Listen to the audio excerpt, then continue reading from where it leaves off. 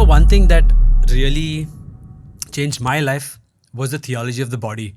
I don't know how much impact the theology of the body has had on you. My favorite saint and my favorite pope is Pope John Paul II, and he has really changed my life with the theology of the body.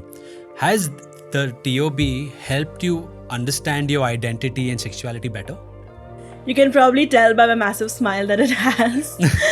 But I actually regard reading the theology of the body as my second conversion. So the first one was kind of like a heart conversion, where I realized that God would forgive me and that I was not too far gone to be like saved by Jesus. And that was like the first conversion point in my life. But the second one was when I read Theology of the Body for Beginners by Christopher West, which is an awesome job kind of summarizing the teachings of Pope John Paul II. And my friend and mentor, who was my accountability partner, she recommended that I read that book. And I read it probably like 6 months after my conversion. And that literally, I'm not even kidding, it blew my mind, because I realized like up until that point, my entire view of like our bodies and sexuality was completely warped. It was so incorrect that it was laughable. And when I read how Pope John Paul II kind of understood our bodies, how the church understands our bodies, our sexuality, everything else made sense. Like, I had literally no more questions about why homosexual behavior is a sin, why sex outside of marriage is a sin, why masturbation is a sin. Like, I had no more questions. Literally every single question was answered after reading that book. And not only were my questions answered, but my love and my reverence for my body and my sexual faculty, it just skyrocketed.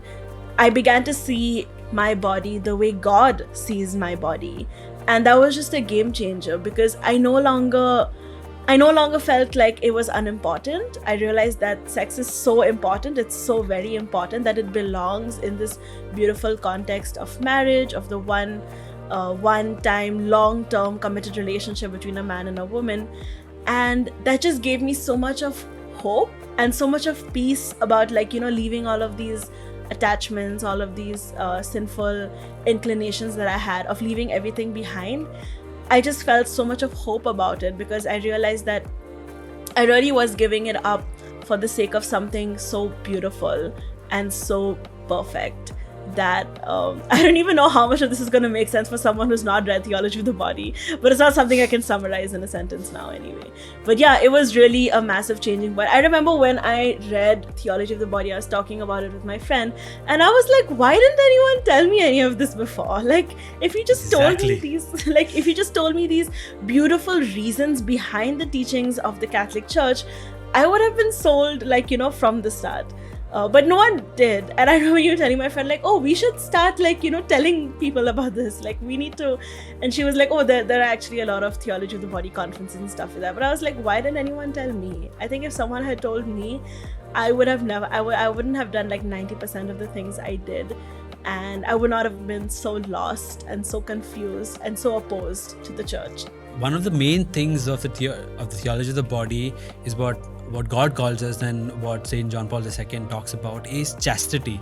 Now, do you still struggle with same-sex attraction right now? Or are you able to move on from that? I would say that it's like 99% gone, praise God. I no longer feel that attraction anymore. Not as much as I used to. And also, even if I do, I would say that they are like fleeting thoughts that are just gone in the next moment. And that's really, I feel it's a beautiful blessing from God that He's allowed me to just kind of be completely free of these attractions. I know that there are a lot of Catholics with deep-seated same-sex attraction out there for whom this cross is a daily cross. It's a daily struggle. And I have a lot of empathy for them, because I can't even imagine what it must be like to have to deal with that. But I no longer struggle with that, praise God. Praise God. So talking about that, right? So that's why I think St. John Paul II talks about chastity and says it's so important for us to practice chastity. Like, even as a married man, I think I am called to be chaste, right? Also, how do you define chastity in this hyper-sexualized culture? What's your take on it? Because I know that you've come from one lifestyle, moved on to this. I know that you've been able to, come back to your original self. But there are, as you said, like there are some people who are still struggling with it, who might have chosen to follow the church's teachings, but are called to a chaste life. Is it regressive? Or what is it? What is your definition of chastity? I think if you had asked me when I was in college, I would have definitely told you that it's a regressive and old-fashioned word that, bears no repeating in today's cultural landscape. But now I have a lot of love for this virtue. What does chastity mean to me? I would say it means treating our bodies in line with what they are, and treating our sexual faculty in line with what it is. And what happens in this kind of hyper-sexualized culture that we live in is that we really denigrate our sexuality, and we make it into this really cheap thing that just gives you like cheap pleasures. It's just another bodily function. That's something you'll hear people say a lot.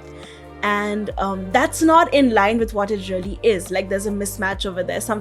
A word that comes to mind, that has come to mind many times over the years, is there's an incoherence where we feel like it's not important, and so we don't treat it as such. So you'll see, for example, some of our biggest pop stars today will kind of just wear like lingerie, they won't dress modestly by any standard, because it's just a body, and those parts of your body are not special. They're just like any other part of your body. But then on the other hand, you have people talking about sexual abuse and sexual harassment. And the reason these issues are so important and so hurtful and so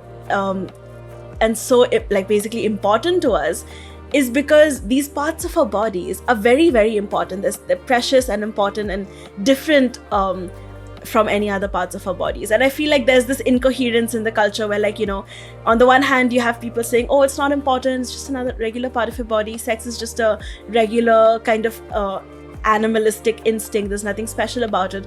But then on the other hand, you see this instinct that we have, that we cannot leave behind, that sex is important, that sex belongs in very specific contexts, that it cannot be misused, that it cannot be abused. There's something very precious about it. And I feel like chastity is basically bringing coherence into this way of thinking, where you recognize that our sexual faculty is a very important an intrinsic part of our identity, and then you treat it as such. And that's something that has brought so much of peace and harmony to my life, that I'm no longer treating my body as just a hunk of meat that it doesn't matter what I do with it. I'm treating it as something that has great spiritual and theological significance, and so that is in harmony with what it really is. And so I'm no longer living this kind of double life, or this where I'm constantly fighting against my nature. But everything that I'm doing or everything I'm trying to do, I'm not a perfectly chaste person, but I am trying to treat my body in harmony with what it really is. And I feel like that's kind of what chastity is to me.